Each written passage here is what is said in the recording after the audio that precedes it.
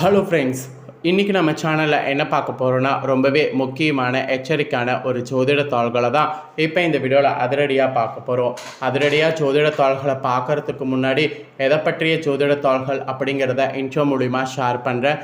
எதை பற்றிய ஜோதிட தாள்கள் அப்படிங்கிறத இன்ட்ரோ மூலிமா தெரிஞ்சு பயன்பெறுங்க. அதாவது இப்போ பார்த்தீங்கன்னு வச்சுக்கோங்களேன், 2025 ஆண்டில் 4வது மாதமான ஏப்ரல் மாதமானது நடந்துகிட்ருக்கு. ஏப்ரல் மாதத்தில் நிறைய முக்கியமான நாட்கள் வரும். அதில் ஒன்றாவது ஒரு முக்கியமான நாளானது வரப்போகுது. அது என்ன நாள்னா ஏப்ரலுடைய 27ஆம் தேதி. ஏப்ரலுடைய 27ஆம் தேதி ஒரு சாதாரணமான நாள் கிடையாது. அன்று தமிழ் மாதத்தில் முதல் மாதமான சித்திரையுடைய 14ஆம் தேதி வருது. அன்று கிழமை ஞாயிற்றுக்கிழமை. ஆக்சுவலி இந்த நாள் பார்த்திங்கன்னு வச்சுக்கோங்களேன், ஒரு சாதாரண ஞாயிற்றுக்கிழமை கிடையாது. மிகவும் முக்கியமான எச்சரிக்கையான ஒரு ஞாயிற்றுக்கிழமை என்று சொல்லலாம்.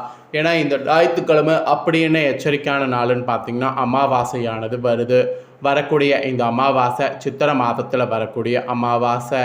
இது ஒரு சாதாரண அமாவாசை கிடையாது.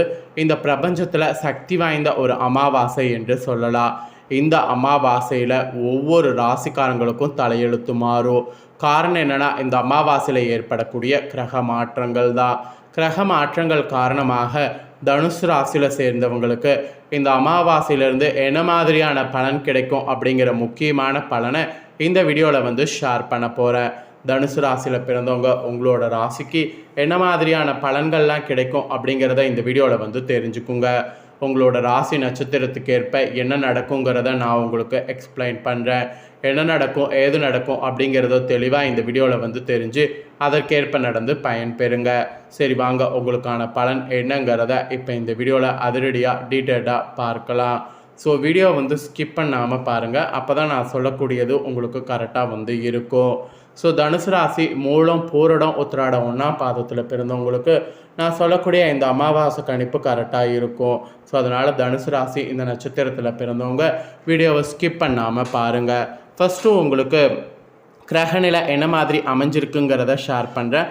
கிரகநிலை என்ன மாதிரி அமைஞ்சிருக்குங்கிறத தெரிஞ்சுக்குங்க. தைரிய வீரிய ஸ்தானத்தில் புதன் சனி, சுகஸ்தானத்தில் ராகு சுக்கரன் சூரியன், பஞ்சமஸ்தானத்தில் சந்திரன், ரணருண ரேகஸ்தானத்தில் குரு, கலஸ்தரஸ்தானத்தில் செவ்வாய், தொழில் ஸ்தானத்தில் கேது. இந்த மாதிரி கிரகங்கள் உங்களுக்கு வரப்போகுது. கிரகங்கள் இப்படி வருவது மட்டும் இல்லாமல் கிரக மாற்றங்களும் இந்த அமாவாசையில் ஏற்படும்.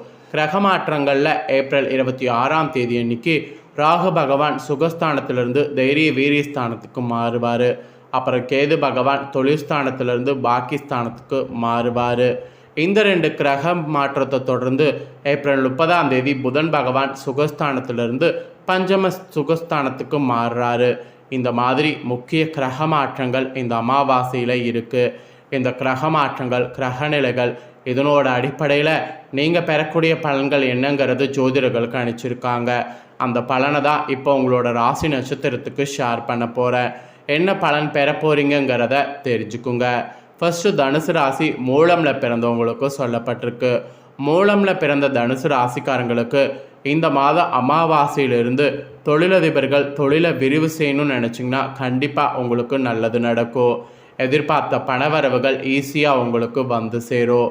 வியாபாரிகள் சிலர் வெளிநாட்டில் கிளைகள் தொடங்குனீங்கன்னா கண்டிப்பாக அது உங்களுக்கு சக்ஸஸ் ஆகும். குலதெய்வத்தை வணங்குவதில் ஏற்பட்ட தட தாமதங்கள் உங்களுக்கு விலகும். கலைத்துறையில் இருக்கக்கூடிய உங்களுக்கு முன்னேற்றமானது ஏற்படும். உத்தியோகத்தில் உங்களுக்கு மதிப்பானது உயரும். ஸோ மொத்தத்தில் மூலமில் பிறந்தவங்களுக்கு இந்த மாதிரி அதிர்ஷ்ட பலன் கிடைக்கும் என்பது குறிப்பிடப்பட்டிருக்கு. இந்த அமாவாசைக்கு பிறகு இதற்கேற்ப நடந்து பயன்பெறுங்க. நெக்ஸ்ட்டு போராடமில் பிறந்த தனுசு ராசிக்கு சொல்லப்பட்டிருக்கு.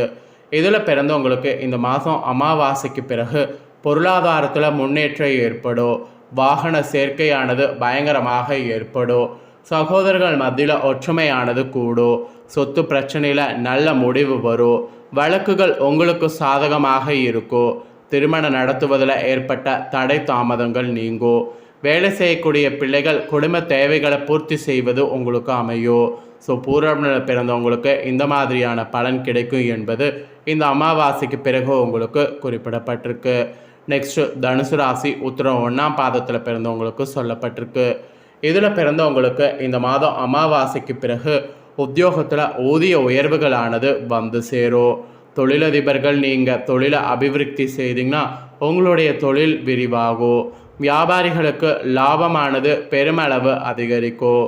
பிள்ளைகள் வகையில் பெற்றோர்களால் பாராட்டுக்கள் உங்களுக்கு கிடைக்கும். நீண்ட காலமாக இருந்து வந்த சொத்து பிரச்சனைகள் நல்ல தீர்வுக்கு உங்களுக்கு வரும். அரசியல்வாதிகளுக்கு புதிய பதவிகளானது வந்து சேரும். அதே போல் மாணவர்கள் நீங்கள் மிகுந்த ஆர்வமோடு படித்தீங்கன்னா நல்ல தேர்ச்சியும் புகழும் பெறுவீங்க. ஓவிய பயிற்சி பெறக்கூடிய மாணவர்கள் உங்களுடைய திறமையை நன்கு வெளிப்படுத்தினீங்கன்னா பெயரும் புகழும் பார்த்தீங்கன்னு வச்சுக்கோங்களேன் பெறுவீங்க. படிப்புக்கு தேவையான பொருளாதார வசதிகள் தாராளமாக கிடைக்கும். ஸோ அதுக்கான முயற்சிகள் செய்யுங்க, நல்லதே நடக்கும். அரசியலில் உள்ளவர்கள் மிகவும் சிறப்பான பலன்களை காண்பீங்க. அரசிடமிருந்து சலுகைகள் உங்களுக்கு கிடைக்கும். உயர் பதவிகள் கிடைக்கும். அதே வேளையில் அதிகமாக உழைக்க வேண்டியது இருக்கும். ஒரு பக்கம் மருத்துவ செலவு அதிகரிக்கலாம், அது மட்டும் அதிகரிக்காமல் பார்த்து கொள்வது நல்லது. பெண்கள் கூட முன்னேற்றம் காண்பீங்க. வாழ்க்கை துணையோடு இருந்து வந்த வீண் வாதங்களை தவிர்க்கணும். அடிக்கடி அவசியமில்லாமல் பயணம் செய்வதையும் தவிர்க்கணும். பணியிட மாற்றம் உறுதிப்படுத்தப்படுவது இருக்குது. அது மட்டும் இல்லாமல் பெற்றோர்களுக்கு உதவி செய்வதில் மிகுந்த நன்மைகளானது உண்டாகும்.